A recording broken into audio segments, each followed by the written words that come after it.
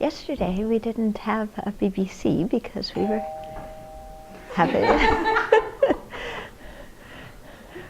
having an ordination instead, so everybody was quite busy. So it's a really joyful occasion when people are ordained. We usually think when a baby's born that's really wonderful. Oh, this new baby and new life. And so I was saying last week sometime that as soon as you're born, then there's aging, sickness, and death that comes after that. But when somebody's already been born and then they decide to ordain, it's really a cause for a lot of joy, because that person, instead of entering samsara, is making a firm determination to get out of samsara. Okay, so having the ordained sangha is something that's really important in the world. Of course, not everybody will be a monastic, and that's certainly not necessary. Sometimes people say to me, "Oh, what would happen if everybody became a monastic? Then where would all the new babies come from?"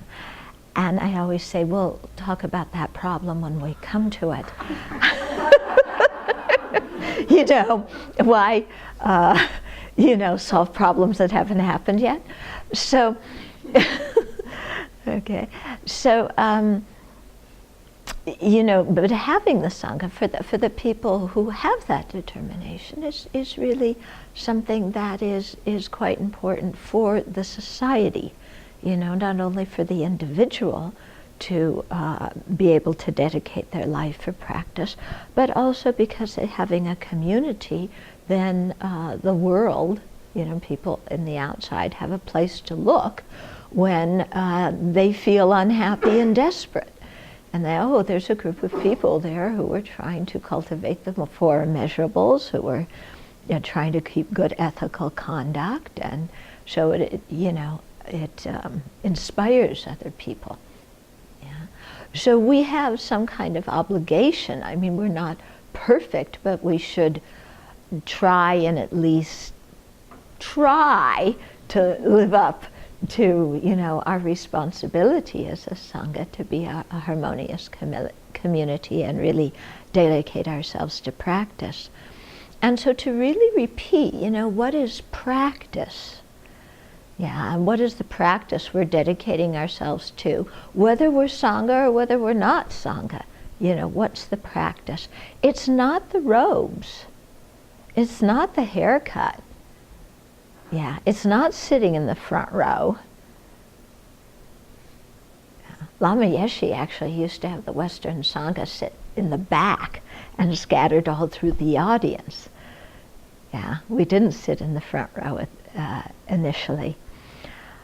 So, it's not about the external things. Real Dharma practice means transforming our mind.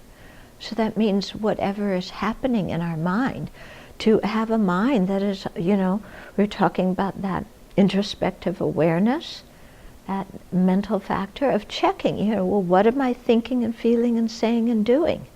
And is it virtuous or not? Is it wholesome or not? And if it's not, then to do something about it. Yeah. So somebody could wear robes and have the greatest monastic haircut in the world, but if they're not checking what's going on in their mind and, trying to do something about the non-virtuous states of mind, then it's really a disappointment and kind of a disaster, pretending to be something we aren't. So we're not always, successful in opposing our mental states, but we need to at least try, and we need to know the antidotes, and we need to recognize the mental states that we need to apply the antidotes to. And that's, for the Sangha, it's for the Anagarikas, it's for the lay people, it's for people whether they're living here or living somewhere else. We all have the same job of practicing the Dharma. Yeah. And it's that Dharma practice that's really going to help us. Now, I had Some of you may remember Peter Hahn from DFF. His daughter, when she was maybe 10 or 11 years old, for Halloween, she dressed up as a Buddhist nun. I thought that was so cute, you know. But you can see you can dress up as a Buddhist nun, but it doesn't mean that your mind's virtuous. Yeah.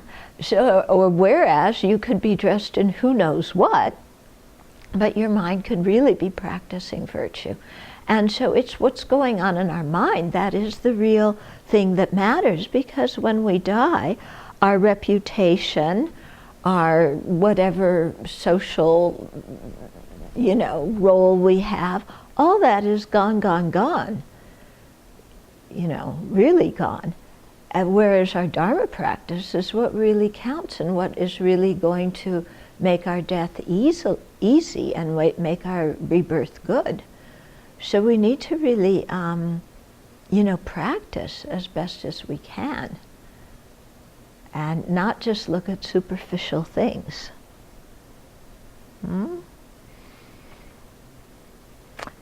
Okay, so it's really about changing the mind from moment to moment to moment. So, you know, if we wake up and we feel some kind of internal turmoil or bad mood, then it's good just to visualize the Buddha and have light come streaming through us and purifying it. You know, be aware of what we're feeling and then try and counteract it as soon as we become aware. Yeah. Otherwise, not only the whole community, but all sentient beings become aware of our uncontrolled mind. It's true, isn't it? Yeah. Everybody knows, oh, my mind's uncontrolled today because I went blah!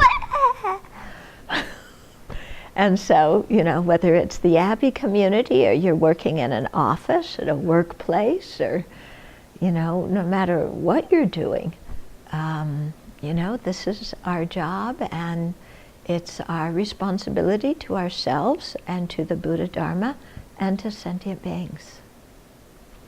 And only we can transform our own mind. We can't hire somebody else to do it.